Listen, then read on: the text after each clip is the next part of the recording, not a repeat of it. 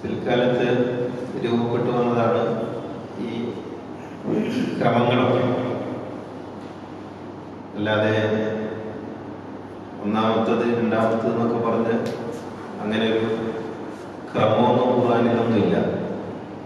പിൽക്കാലത്ത് ഗവേഷണം നടത്തുന്ന പണ്ഡിതന്മാർ നമ്പറിട്ട് അങ്ങനെയാണല്ലോ, ഗവേഷണത്തിന് അങ്ങനെ അതിൻ്റെതായ രീതിയാണ്. അങ്ങനെ വരുമ്പോൾ ആറാമതായിട്ട് എണ്ണുന്ന ഖദറിന് പകരം എണ്ണേണ്ടത് അള്ളാഹുവിൻ്റെ നീതിയാണ്.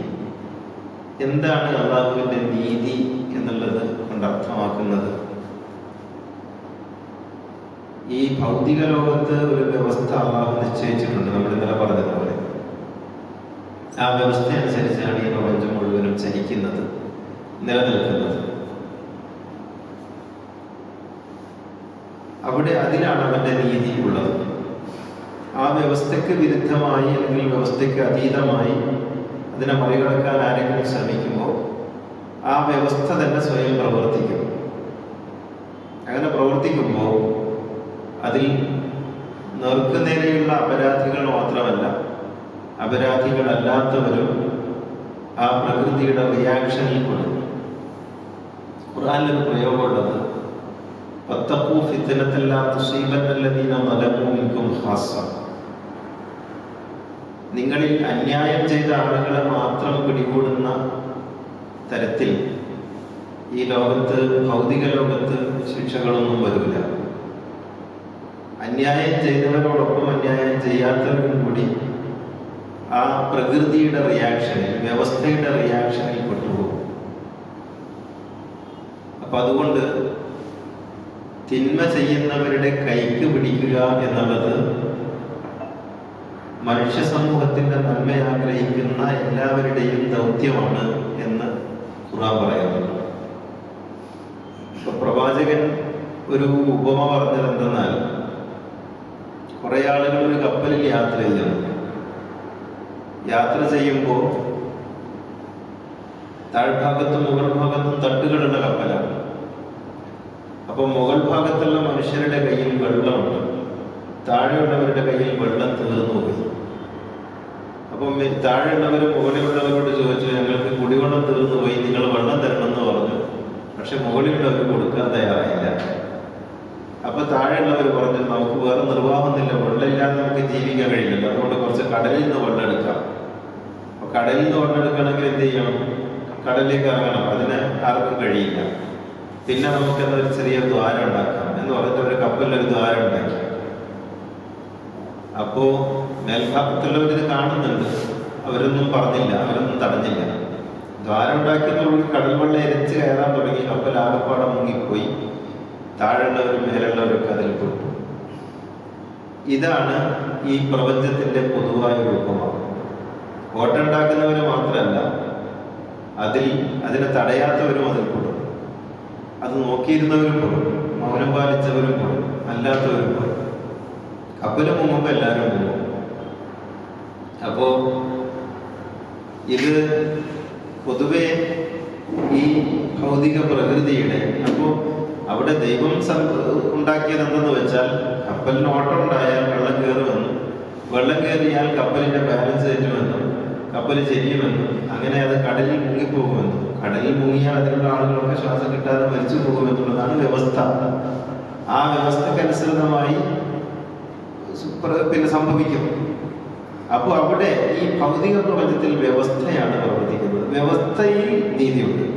പക്ഷെ വ്യവസ്ഥയെ അതിലംഘിക്കുമ്പോൾ വ്യവസ്ഥ റിയാക്ട് ചെയ്യുമ്പോൾ അതിൽ നേർക്ക് നേരെ പങ്കെടുത്തവരല്ലാത്തവരൊക്കെ പെടും. ഇത് ഈ ലോകത്തിന്റെ നീതിയാണ്. പരലോകത്തെത്തുമ്പോൾ ഉള്ള നീതി മറ്റൊന്നാണ്. പരലോകത്തെത്തുമ്പോൾ അത് കേവലമായ നീതിയാണ്. ഈ കേവല നീതിയുടെ പ്രത്യേകത എന്ന് പറഞ്ഞാൽ, ഇവിടെ ആപേക്ഷികമാണെങ്കിൽ അവിടെ കേവലമാണ്, അത് അബ്സല്യൂട്ടാണ്. അതുകൊണ്ട് തന്നെ അവിടെ കിട്ടുന്ന നീതിക്ക് മറ്റൊരു ഭാഗമോ മറ്റൊരു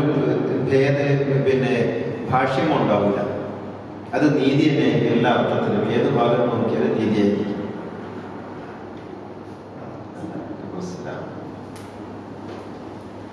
അപ്പോ അവിടെയാണ് നമ്മൾ അള്ളാഹുവിന്റെ നീതിയെ കുറിച്ച് പറയുമ്പോൾ നമ്മൾ ആലോചിക്കുന്നത്, അള്ളാഹു നീതിമാനാണ് അല്ലെങ്കിൽ അള്ളാഹു നീതിയാണ് എന്നൊക്കെ പറയുമ്പോൾ പരലോകത്ത് മനുഷ്യന് മോക്ഷവും രക്ഷയും ഒക്കെ നൽകുന്നിടത്ത് അള്ളാഹുവിന്റെ നീതി എങ്ങനെയാണ് പ്രവർത്തിക്കുക എന്നുള്ളതാണ്. അള്ളാഹുവിന്റെ നീതിയെക്കുറിച്ചുള്ള ബോധവും വിശ്വാസവും ഉണ്ടെങ്കിൽ മാത്രമേ അള്ളാഹുവിന്റെ ദീൻ മനസ്സിലാവുള്ളൂ. ഇപ്പോ നീതിയെക്കുറിച്ച് പറയുമ്പോൾ നമ്മൾ കാര്യമായി മനസ്സിലാക്കേണ്ടുന്ന ഒരു കാര്യമാണ് നമ്മൾ ഏത് മതത്തിൽ ജനിച്ചു എന്നുള്ളത്. ഇപ്പൊ നമ്മളൊക്കെ മുസ്ലിം കുടുംബങ്ങളിൽ ജനിച്ചവരാണ്, മുസ്ലിം മാതാപിതാക്കൾക്ക് ജനിച്ചവരാണ്. അതുകൊണ്ട് നമ്മൾ മുസ്ലിമായി അറിയപ്പെടുന്നു. നമ്മുടെ കർമ്മങ്ങളൊക്കെ അതിനനുസരിച്ചാണ് രൂപപ്പെട്ടത്. നമ്മൾ മദ്രസയിൽ പോയി, നമ്മൾ ഖുർആൻ പഠിച്ചു, നമ്മളുടെ കർമ്മങ്ങളും അനുഷ്ഠാനങ്ങളൊക്കെ അതിനനുസരിച്ച് നമ്മൾ രൂപപ്പെടുത്തി വന്നു. നമ്മൾ പള്ളിയിൽ പോകുന്നു. നമ്മൾ പുരുഷന്മാരാണെങ്കിൽ സുന്നത്ത് കല്യാണമൊക്കെ കഴിഞ്ഞ് അങ്ങനെ നിൽക്കും. സ്ത്രീകളാണെങ്കിൽ തലയിൽ തട്ടമൊക്കെ ഇട്ട് അങ്ങനെ പിന്നെ പർദ്ദയൊക്കെ ധരിച്ച് അങ്ങനെ ജീവിക്കും. പുരുഷന്മാർ തൊപ്പിയോ താടിയോ ഒക്കെ ഉള്ളവരാണെങ്കിൽ അങ്ങനെ വെക്കും. അറബി പേരുള്ളവരായിരിക്കും കൂടുതലല്ലാത്തവരും ഒക്കെ അങ്ങനെ. അപ്പൊ ആ ഒരു ചുറ്റുപാടിലൂടെ അങ്ങനെ വന്നു. നമ്മുടെ അനുഷ്ഠാനങ്ങൾക്ക് മുമ്പ് നിസ്കാരം, പിന്നെ ഉംറ, ഹജ്ജ്, ഖുർആൻ പാരായണം ഇതൊക്കെ അനുഷ്ഠാനങ്ങളായി വന്നു. ഇതേപോലെ ആയിരക്കണക്കിന് ആളുകൾ ഹിന്ദു കുടുംബത്തിൽ ഹിന്ദു രക്ഷിതാക്കളുടെ മക്കളായി ജനിക്കുന്നുണ്ട്. അവര് ജനിക്കുന്നു, അവർക്ക് അമ്പലത്തിൽ പോകാൻ പഠിക്കുന്നു, അവര് പ്രാർത്ഥിക്കുന്നു, അവര് പിന്നെ അവരുടേതായ താന്ത്രിക മന്ത്ര വിദ്യകളൊക്കെ സ്വായത്തമാക്കുന്നു, അവര് അങ്ങനെ ജീവിക്കുന്നു. ക്രിസ്ത്യൻ കുടുംബത്തിൽ ജനിച്ചവരങ്ങനെയാവും. അപ്പൊ ഇത് അള്ളാഹു ഏത് കുട്ടിയോടാണ് കരുണ ചെയ്തത്? ഇപ്പോ ഈ വീടുകളിലൊക്കെ കുട്ടികൾ ജനിക്കുന്നത് ഏത് കുട്ടിയോടാണ് അള്ളാഹു പ്രത്യേകിച്ച് കാരുണ്യം കാണിച്ചത്? നമ്മൾ പറയും മുസ്ലിമായി ജനിക്കുക എന്നുള്ള വലിയ കാര്യമാണ്. അൽഹംദുലില്ലാഹില്ലദീ അൻഅമ അലൈനാ ബിൽ ഈമാനി വഹദാനാ ഇലാ ദീനിൽ ഇസ്ലാം എന്നതിന് നമ്മൾ സാമുദായികമായിട്ട് അർത്ഥം പറയും. എന്നിട്ട് പറയും നമ്മൾ ഒരു മുസ്ലിമായ മാതാപിതാക്കൾക്ക് ജനിച്ചു എന്നതിന് വലിയ കാര്യമാണ്, അള്ളാഹു നമ്മളെ അനുഗ്രഹിച്ചിരിക്കുന്നു. അപ്പൊ അതിന്റെ ഒരു മറുപടി ഉണ്ടല്ലോ, അള്ളാഹു നമ്മളെ അനുഗ്രഹിച്ചു എന്ന് പറയുമ്പോൾ അള്ളാഹു മറ്റേ കുട്ടിയെ എന്താക്കിയിട്ടില്ല. ഹിന്ദു വീട്ടിൽ ജനിച്ച കുട്ടിയെ അള്ളാഹു അനുഗ്രഹിച്ചിട്ടില്ല. അപ്പോൾ അള്ളാഹു നമ്മളെ അനുഗ്രഹിക്കാൻ മാത്രം നമ്മളും അള്ളാഹും തമ്മിലുള്ള ഇടപാട് എന്താണ്? അള്ളാഹു അനുഗ്രഹിക്കാതിരിക്കാൻ ആ ഹിന്ദു വീട്ടിൽ ജനിച്ച കുട്ടിയും അള്ളാഹും തമ്മിൽ എന്താണ് പ്രശ്നം? അപ്പൊ അള്ളാഹു ഒരു കുട്ടിയോട് മാത്രം പ്രത്യേകമായ അനുഗ്രഹവും അടുപ്പവും കാണിച്ചു എന്ന് പറയുന്നത് നീതിയാണോ അനീതിയാണോ? അനീതിയാണ്, ഒരു സംശയമില്ല. അല്ലെങ്കിൽ അള്ളാഹു എന്നോട് കാണിച്ച നീതി അപ്പുറത്തുള്ള ഹിന്ദു വീട്ടിലുള്ള കുട്ടിയോട് കാണിക്കണ്ടേ? ആ കുട്ടിയും ആദ്യമായിട്ട് ജനിക്കുകയല്ലേ. ഞാനും പഠിച്ചവനും തമ്മിൽ എന്തെങ്കിലും ഒരു ഇടപാടൊന്നും ഇതിന് മുമ്പ് ഉണ്ടായിട്ടില്ലല്ലോ. അപ്പൊ ഞാനൊരു മുസ്ലിം വീട്ടിൽ ജനിച്ചു എന്നത് എനിക്കുള്ള അനുഗ്രഹമാണെങ്കിൽ ഈ അനുഗ്രഹം എന്തുകൊണ്ട് മറ്റുള്ള കുട്ടികൾക്ക് തടഞ്ഞു, മറ്റുള്ള കുട്ടികൾക്ക് തടയപ്പെട്ടു എന്നുള്ളതാണ്. അപ്പൊ അതിൽ നിന്ന് മനസ്സിലാക്കാൻ കഴിയുന്ന ഒരു വസ്തുത, അങ്ങനെ ഏതെങ്കിലും ഒരു മതത്തിന്റെ ഭാഗമായി ജനിക്കുന്നത് വലിയ അനുഗ്രഹമൊന്നുമല്ല എന്നുള്ളതാണ്. അത് ഒരുപോലെയാണ്. എല്ലാ മതത്തിലും എല്ലാ മാതാപിതാക്കൾക്കും കുട്ടികൾ ജനിക്കുന്നത് ഒരുപോലെയാണ്. അത് പ്രവാചകൻ പറയുന്നു, കുല്ലു മൗലൂദിൻ യുവലദു അലൽ ഫിത്ര ഫഅബവാഹു യുഹമ്മിദാനിഹി ഔ യുമജ്ജിസാനിഹി ഔ യൻസറാനിഹി. ഒരു കുട്ടിയും മുസ്ലിമായിട്ടോ ക്രിസ്ത്യാനിയായിട്ടോ ഹിന്ദു ആയിട്ടോ ജനിക്കുന്നില്ല. എല്ലാവരും ശുദ്ധ പ്രകൃതത്തിലാണ് ജനിക്കുന്നത്. പിന്നെ അവരുടെ മാതാപിതാക്കളും ചുറ്റുപാടുമാണ് അവരെ വ്യത്യസ്ത മതവിഭാഗങ്ങളിലേക്ക് ആക്കുന്നതെന്ന് റസൂൽ പറയുന്നുണ്ട്. അപ്പോ മതവിഭാഗത്തിൽ പെട്ട് ഏതെങ്കിലും ഒരു മതവിഭാഗത്തിൽ ജനിക്കുക എന്ന് പറയുന്നത് മഹത്വമുള്ള ഒരു സംഗതിയൊന്നുമല്ല. പിന്നെ എന്താണ് മഹത്വം എന്ന് പറയുന്നത്?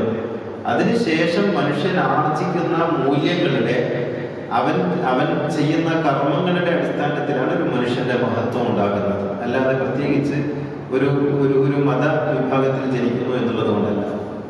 ഇനി മതവിഭാഗത്തിൽ ജനിച്ചിട്ട് ഓരോ മതവിഭാഗവും ചെയ്യുന്നത് എന്താണ്? ഇപ്പൊ നമ്മൾ പള്ളിയിൽ പോകുന്നു, പള്ളിയിൽ പോയിട്ട് നമ്മൾ നിസ്കരിക്കുന്നു. നിങ്ങളിപ്പോ ഇവിടെ വന്നു, ഇങ്ങനെ ക്ലാസ്സൊക്കെ കേൾക്കുന്നു, നോമ്പ് എടുക്കുന്നു, നോമ്പ് തുറക്കുന്നു, നിസ്കരിക്കുന്നു, ഇതൊക്കെ ചെയ്യുന്നു. എന്താ ഉദ്ദേശം? ദൈവത്തിന്റെ ഇഷ്ടം സമ്പാദിക്കണം, ആത്മശുദ്ധീകരണം ഉണ്ടാകണം, അറിവ് നേടണം. ഈ അമ്പലത്തിൽ പോകുന്ന ഹിന്ദുവിന്റെ ഈ മനസ്സിൽ എന്തായിരിക്കും ഉണ്ടാവുക? ഈ നാട് മൊത്തം ഒടിഞ്ഞു തറഞ്ഞു ഓട്ടെ എന്ന് പറഞ്ഞിട്ട് ആരെങ്കിലും അമ്പലത്തിൽ പോകുന്നു ഇല്ലല്ലോ. ഈ ഉദ്ദേശം തന്നെയാണ്. ദൈവത്തിന്റെ പ്രീതി നേടണം, മനുഷ്യ സമൂഹത്തിന് വേണ്ടി എന്തെങ്കിലും പ്രാർത്ഥിക്കണം, ഉള്ളം ശുദ്ധിയാകണം, പാപമോചനം ഉണ്ടാകണം. ഈ ഉദ്ദേശത്തോടു കൂടി തന്നെയല്ലേ അമ്പലത്തിൽ പോകുന്നത്. ഹജ്ജിന് പോകുന്ന ഒരു മുസ്ലിമിന്റെ ഉദ്ദേശം എന്താണ്? അവിടെ പോകണം, എന്നിട്ട് അവിടെ ചെന്ന് പ്രാർത്ഥിക്കണം, എന്നിട്ട് പ്രസവിച്ച നാളുകളെ കുട്ടിയെ പോലെ തിരിച്ചു വരണം. ശബരിമലക്ക് പോകുന്ന സ്വാമിയുടെ ഉദ്ദേശം എന്താണ്? ഇത് തന്നെയല്ലേ തീർത്ഥാടനത്തിന് പോകുന്നവരുടെ ഉദ്ദേശം ഒക്കെ ഒന്നന്നെയല്ലേ? നോമ്പെടുക്കുമ്പോൾ നമ്മുടെ ഉദ്ദേശം എന്താണ്? അത് തന്നെയല്ലേ 50 നോമ്പെടുക്കുന്ന ക്രിസ്ത്യാനിയുടെയും മണ്ഡലകാലത്ത് വ്രതമെടുക്കുന്ന സ്വാമിയുടെയും ഒക്കെ ആഗ്രഹ ഉദ്ദേശം തന്നെയല്ലേ? എന്താ ഇതിന് വ്യത്യാസമുള്ളത്? ലോകം മുഴുവൻ നശിച്ചു പോട്ടെ എന്ന് പറഞ്ഞിട്ട് ആരെങ്കിലും നോമ്പെടുക്കുന്നുണ്ടോ? ഇല്ലല്ലോ. അപ്പോ ഇവിടെ എവിടെയാണ് വ്യത്യാസമുള്ളത്? നമ്മൾ സുജൂദ് ചെയ്യുന്നു, മറ്റവര് സാഷ്ടാംഗം ചെയ്യുന്നു, വേറെ കൂട്ടരും മുട്ടുകുത്തി പ്രാർത്ഥിക്കുന്നു. എന്താ വ്യത്യാസമുള്ളത്? ഈ രീതിശാസ്ത്രങ്ങളിലുള്ള വ്യത്യാസമേ ഉള്ളൂ. ഈ രീതിശാസ്ത്രങ്ങളിലുള്ള വ്യത്യാസമാകട്ടെ പടച്ചമ്പുരാൻ ഉണ്ടാക്കിയതുമാണല്ലോ. അപ്പോ റമദാൻ മാസത്തിൽ 30 നോമ്പെടുത്തവനെ രക്ഷിക്കുകയും മണ്ഡലകാലത്ത് 40 നോമ്പെടുത്തവനെ ശിക്ഷിക്കുകയും ചെയ്യുന്നത് നീതിയാണോ? അല്ലേ? ഇതാണ് നമ്മൾ ആലോചിക്കേണ്ടത്. 30 നോമ്പെടുത്തവരെ രക്ഷിക്കുകയും 40 നോമ്പെടുത്തവരെ ശിക്ഷിക്കുകയും ചെയ്യുന്ന ദൈവത്തിന്റെ നീതി ഏതാണ്? കാരണം ഓൻ ജനിച്ച മതത്തിൽ നിന്ന് പഠിച്ചതല്ലേ അത്, നമ്മൾ ജനിച്ച മതത്തിൽ നിന്ന് പഠിച്ചതല്ലേ ഇത്. അപ്പൊ എവിടെയാ വ്യത്യാസം വരുന്നത്?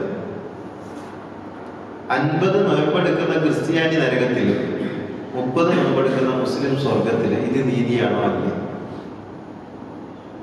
അപ്പൊ ദൈവത്തിന്റെ നീതിയെ കുറിച്ച് നമ്മൾ സങ്കല്പിക്കുമ്പോൾ ഈ നീതി എന്ന് പറയുന്നത് സമഗ്രമാണ് എന്നറിയണം.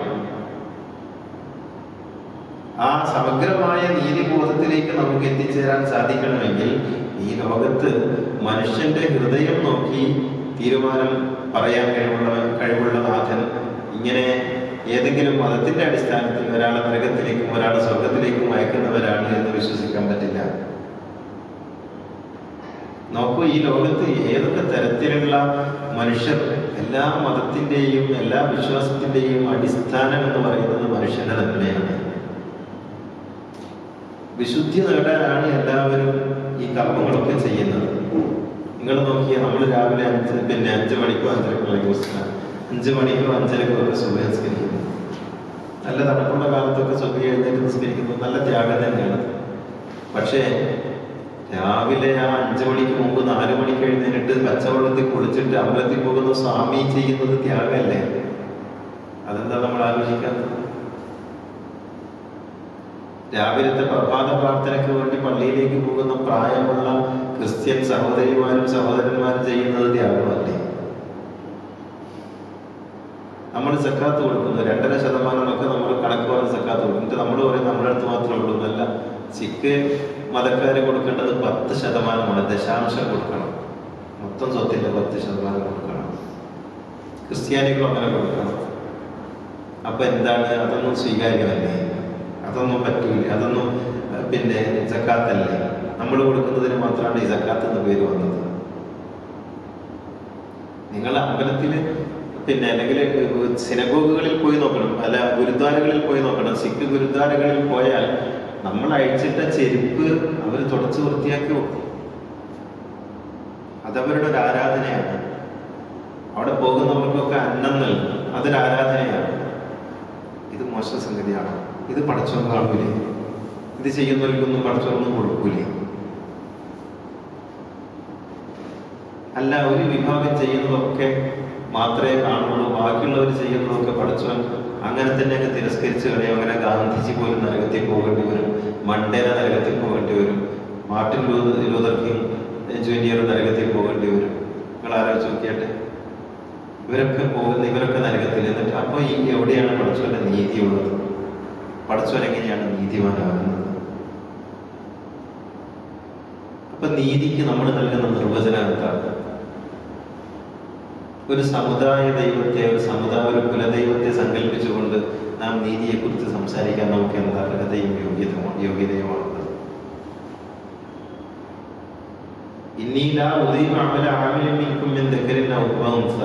നിങ്ങളിൽ ആര് സ്ത്രീയാകട്ടെ പുരുഷനാകട്ടെ ചെയ്ത ഒരു കർമ്മവും നമ്മൾ നഷ്ടപ്പെടുത്തുകയില്ലെന്ന് അല്ലാഹു ഓഫർ ചെയ്തിട്ടും നമ്മൾ പറയുന്നു നമ്മൾ കുറച്ച് ആൾക്കാർ ചെയ്യുന്ന കർമ്മങ്ങളെ നല്ലതാവുള്ളൂ, ബാക്കിയുള്ളവർ ചെയ്യുന്ന കർമ്മങ്ങളൊന്നും കൊള്ളാത്തതാണ് എന്ന് പറയുന്നു. ഈ ലോകത്തെ മനുഷ്യന്മാർ എന്തൊക്കെ നമ്മൾ ഈ പള്ളി ഉണ്ടാക്കി നമ്മളിപ്പോൾ ഇങ്ങനെ ഇവിടെ കൂടിയിരിക്കുന്ന ഞാൻ ഈ മൈക്ക് ഉപയോഗിക്കുന്നുണ്ട്, എൻ്റെ കയ്യിൽ വാച്ചുണ്ട്, ഞാൻ ഡ്രസ്സ് ധരിച്ചിരിക്കുന്നു, കസേരയിരിക്കുന്നു, നിങ്ങളും കസേരയിലിരിക്കുന്നു, നിങ്ങളുടെ കയ്യിൽ പല പല ഉപകരണങ്ങളുണ്ട്, പല ആഭരണങ്ങളുണ്ട്. ഇതിൽ മുസ്ലിങ്ങൾ ഉണ്ടാക്കിയത് എത്രയുണ്ട്? നമ്മൾ നിസ്കരിക്കുമ്പോൾ ഇരിക്കുന്ന ഈ മുസല്ല പോലും ഉണ്ടാക്കുന്നതിന്റെ പിന്നിൽ പ്രവർത്തിച്ചവന്റെ മതമേതാണ്? അപ്പൊ എങ്ങനെയാണ് നാം മതകീയമായി കർമ്മങ്ങളെ വിലയിരുത്തുക? എങ്ങനെയാണ് അള്ളാഹു വിലയിരുത്തുക? നമ്മൾ വിലയിരുത്തുന്ന പോട്ടെ, പടച്ചോനെങ്ങനെ വിലയിരുത്തുക? ഈ ലോകത്തെ ഇങ്ങനെ വേർതിരിച്ച് മുസ്ലിമിന്റെ കർമ്മങ്ങൾ എന്ന് പറഞ്ഞു കാണാൻ മുസ്ലിമിന് മാത്രമായിട്ടൊരു കർമ്മമുണ്ടോ? ഒരു മുസ്ലിം ഒരു പള്ളിയിൽ പോയി നിസ്കരിക്കുന്നുവെങ്കിൽ അതിൽ അവന്റെ നിസ്കാരം എന്ന കർമ്മം നിർവഹിക്കുന്നതിന് അവനെ സഹായിച്ചിട്ടുള്ള ആ കെട്ടിടം ഉൾപ്പെടെയുള്ള കാര്യങ്ങളിൽ മുസ്ലിമായ ആളുകളുടെയും മുസ്ലിം അല്ലാത്ത ആളുകളുടെയും പങ്കാളിത്തം എത്രയുണ്ട്? അവിടെ കല്ല് പടുത്തതാരാണ്? കല്ല് വെട്ടിയതാരാണ്? ആ സിമന്റ് ഉണ്ടാക്കിയതാരാണ്? കോൺക്രീറ്റിന് വേണ്ടി പ്രവർത്തിച്ചതാരാണ്? കമ്പി ഉണ്ടാക്കിയതാരാണ്? ആ കമ്പി ഉണ്ടാക്കാൻ വേണ്ടി അയിര് ശേഖരിച്ചതാരാണ്? ഇവൻ സുജൂദ് ചെയ്യുന്ന മുസല്ല ഉണ്ടാക്കിയതാരാണ്? ഇങ്ങനെ ആലോചിച്ച് നോക്കിയേ. മെമ്പർ ഉണ്ടാക്കിയതാരാണ്? ആ മെമ്പറിലേക്കുള്ള മരം കൃഷി ചെയ്തതാരാണ്? ഇങ്ങനെ നോക്കിയാൽ എവിടെയാണ് കർമ്മങ്ങളെ മതകീയമായി വേർതിരിക്കാൻ കഴിയുക? അപ്പൊ എങ്ങനെയാണ് നീതിയെ നമ്മൾ നിർവചിക്കുക? അല്ലാഹുവിന്റെ നീതിയെ കുറിച്ച് നമുക്ക് പറയാം. ദേവാലയങ്ങളെ കുറിച്ച് പറയുമ്പോൾ നമ്മൾ പറയും പള്ളി മഹത്തരമാണ് എന്ന് പറയും. പള്ളി മഹത്തരമാണ്, ഒരു സംശയമില്ല. അതുപോലെ മഹത്തരമാണ് അമ്പലം. അമ്പലത്തിന് എന്താ പ്രശ്നം? അമ്പലം എന്ന് പറയുന്നിടത്തേക്ക് മനുഷ്യന്മാർ പോകുന്നത് പള്ളിയിലേക്ക് മുസ്ലിം വരുന്ന അതേ വികാരത്തോടു കൂടിയല്ലേ, അതേ വിശുദ്ധ മാനസത്തോടു കൂടിയല്ലേ? പള്ളിയിൽ പോകുമ്പോൾ നമ്മൾ കാല് കഴുകും, പള്ളിയിൽ പോകുമ്പോൾ നമ്മൾ മടക്കി കുത്തൊക്കെ അഴിച്ചിടും, പള്ളിയിലേക്ക് കയറുമ്പോൾ നമ്മുടെ മനോഭാവത്തിൽ ഒരു വലിയ മാറ്റം വരും, നമ്മുടെ ശബ്ദമൊക്കെ ഒന്ന് താഴും, അല്ലേ? ഈ മനോഭാവത്തോടു കൂടിയല്ലേ അമ്പലത്തിൽ പോകുന്നത്, ചർച്ചിൽ പോകുന്നത്? എന്താ വ്യത്യാസമുള്ളത്? പക്ഷെ ഖുർആൻ അതൊക്കെ ഒന്നായിട്ടാണ് കാണുന്നത്. ഖുർആൻ പറയുന്നത് അമ്പലവും മഠവും പള്ളിയും ചർച്ചും കനീസയും എല്ലാം അള്ളാഹുവിന്റെ നാമങ്ങൾ സ്മരിക്കപ്പെടുന്ന ഇടങ്ങളാണെന്നാണ് ഖുർആൻ പറയുന്നത്. ഖുർആൻ അങ്ങനെയാണ് കാണുന്നത്. ഖുർആൻ അങ്ങനെ കാണാൻ കഴിയും, കാരണം അത് അള്ളാഹുവിന്റെ വചനമാണല്ലോ, ഒരു മുസ്ലിയാരുടെ പുസ്തകമല്ല. അത് അള്ളാഹുവിന്റെ വചനമായതുകൊണ്ട് എല്ലാറ്റിനെയും ഒന്നായി കാണാനേ ഖുർആന് സാധിക്കുള്ളൂ. അപ്പോ ഇവിടെ നാം നീതിയെ കുറിച്ച് പറയുന്നു, അള്ളാഹുവിന്റെ നീതിയെ കുറിച്ച്, ദൈവനീതിയെ കുറിച്ച് നമ്മൾ പറയുമ്പോൾ നമുക്ക് ഒരു കുലദൈവത്തെ, മതദൈവത്തെ സങ്കല്പിക്കുക സാധ്യമേ അല്ല.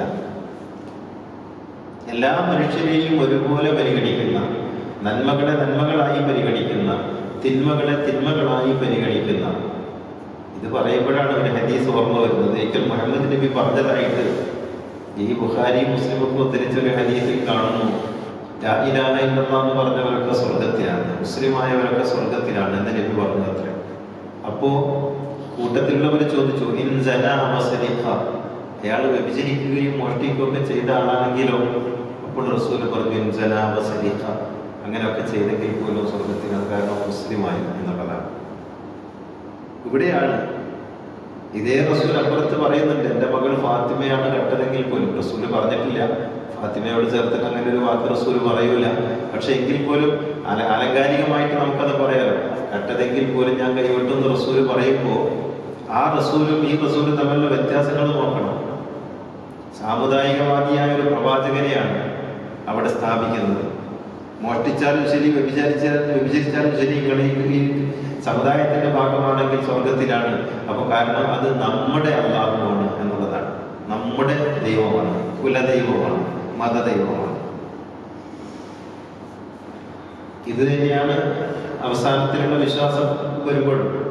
അവിടെ പരലോകത്ത് എല്ലാവരും പിന്നെ നരകത്തിലൊക്കെ എത്തിക്കഴിഞ്ഞാൽ മുസ്ലിങ്ങൾ മാത്രം അള്ളാഹു തആല തെരഞ്ഞു പിടിച്ചിട്ട് അവസാനം ചെല്ലിപ്പറക്കി അവരെ സ്വർഗത്തിലേക്ക് കൊണ്ടുപോകുന്നു, ബാക്കിയുള്ളവരൊക്കെ കാലാകാല നരകത്തിലാണ് എന്നുള്ള വിശ്വാസവും ഈ കുലദൈവ സങ്കല്പത്തിൽ നിന്നുണ്ടായ ദൈവവിശ്വാസമാണ്. യഥാർത്ഥത്തിൽ അള്ളാഹുവിന്റെ നീതി എന്ന് പറയുന്നത് ഈ ലോകത്തെ മുഴുവൻ ഗ്രസിച്ചു നിൽക്കുന്ന, എല്ലാവരെയും തഴുകി തലോടുന്ന കേവല നീതിയുടെ പേരാണ്. അത് ഖുർആൻ അങ്ങനെ തന്നെ പറയുന്നുണ്ട്. നിങ്ങളിൽ ആരാവട്ടെ, ഹിന്ദുവാകട്ടെ, മുസൽമാനാകട്ടെ, മതമുള്ളവനാകട്ടെ, മതമില്ലാത്തവനാകട്ടെ, ആരാകട്ടെ, നിങ്ങൾ അണുമണി തൂക്കമെങ്കിലും നന്മ ചെയ്തവരാണെങ്കിൽ ആ നന്മ അനുഭവിക്കും. തീർച്ചയായിട്ടും ആ നന്മ കിട്ടും. അത് അവിടെ ഡെപ്പോസിറ്റ് ചെയ്തതാണ്, അള്ളാഹുവിൽ നിക്ഷേപിച്ചതാണ്. അത് ലഭിക്കാതെ തരവില്ല.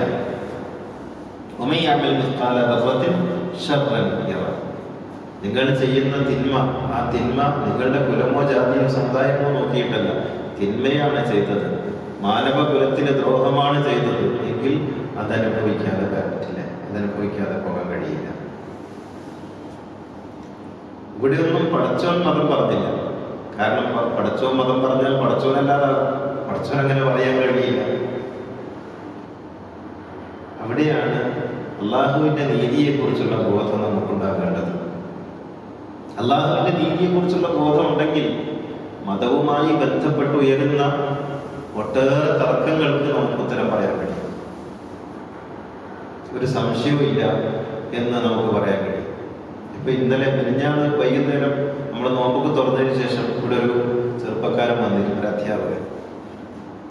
അദ്ദേഹം പറഞ്ഞു, എൻ്റെ ക്ലാസ്സിൽ ഞാനിങ്ങനെ ദൈവത്തിൻ്റെ നീതിയെക്കുറിച്ച് പറഞ്ഞപ്പോൾ ഒരു കുട്ടി എഴുന്നേറ്റ് ചോദിച്ചു, മാഷേ, ഞാൻ നിങ്ങൾ നോമ്പെടുക്കുന്ന പോലെ ഞാൻ നോമ്പെടുത്താൽ, ഞാൻ എന്തെങ്കിലുമൊക്കെ നല്ലത് ചെയ്താൽ ദൈവം എനിക്ക് സ്വർഗം തരും? ഒരു ഹിന്ദു പെൺകുട്ടി എഴുന്നേറ്റിട്ട് നിഷ്കളങ്കമായി ചോദിച്ചു.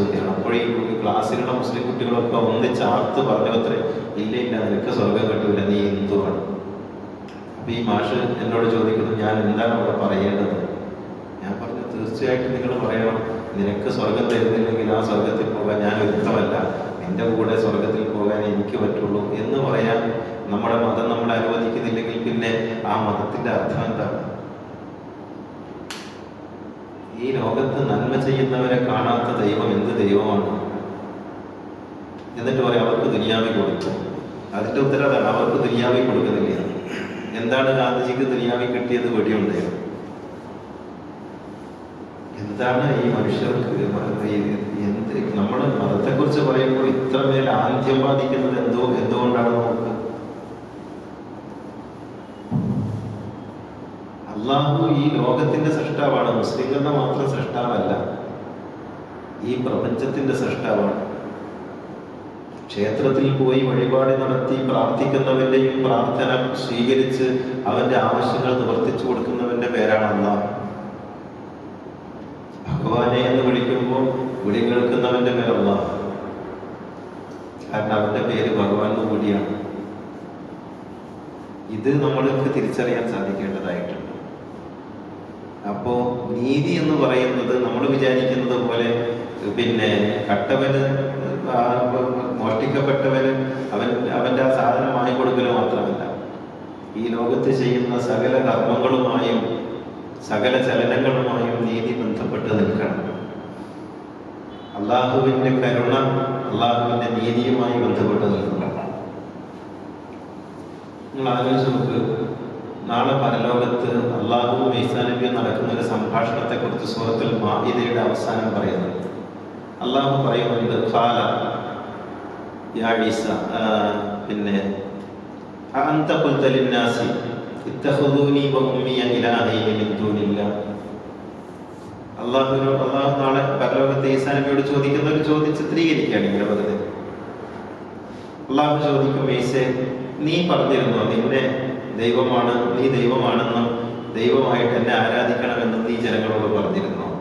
എന്റെ മാതാവ് ദൈവമാണ് എന്ന് പറഞ്ഞിരുന്നു എന്ന് അള്ളാഹു ചോദിക്കും. അപ്പോ ഈസാ നബി എന്ന് പറയുന്ന മറുപടി, മാ യഖൂലു ലി അൻ അഖൂല പിന്നെ മാ ലൈസ ലി ബിഹഖ്, യാഥാർത്ഥ്യത്തിന് നിരക്കാത്തതൊന്നും പറയാൻ എനിക്ക് പറ്റില്ലല്ലോ അള്ളാഹു. ഞാനങ്ങനെ പറഞ്ഞിട്ടില്ല. ഞാനങ്ങനെ പറഞ്ഞിട്ടുണ്ടെങ്കിൽ നിനക്കറിയാമല്ലോ അത്.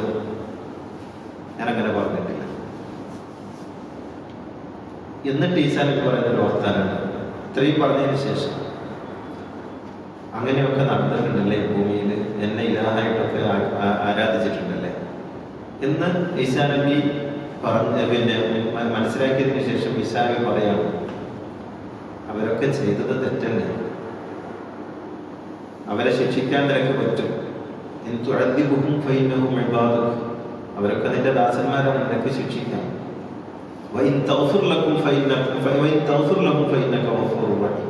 പക്ഷെ അവരങ്ങനെയൊക്കെ ചെയ്തിട്ടുണ്ടെങ്കിലും പുറത്തു കൊടുക്കലല്ലേ നല്ലത്. കാരണം നീ പുറത്തു കൊടുക്കുന്നവനല്ലേ. നിങ്ങൾ ആലോചിച്ച് നോക്ക്, പരലോകത്ത് ഈസാ നബി ക്രൈസ്തവർക്ക് വേണ്ടി പ്രാർത്ഥിക്കുന്ന പ്രാർത്ഥന അല്ലാഹു നമ്മളെ പഠിപ്പിക്കുന്നത് എന്തിനാണ്? പഠിപ്പിക്കുന്നത്? കാരണം എന്നിട്ട് അല്ലാഹു പറയുന്നുണ്ട്,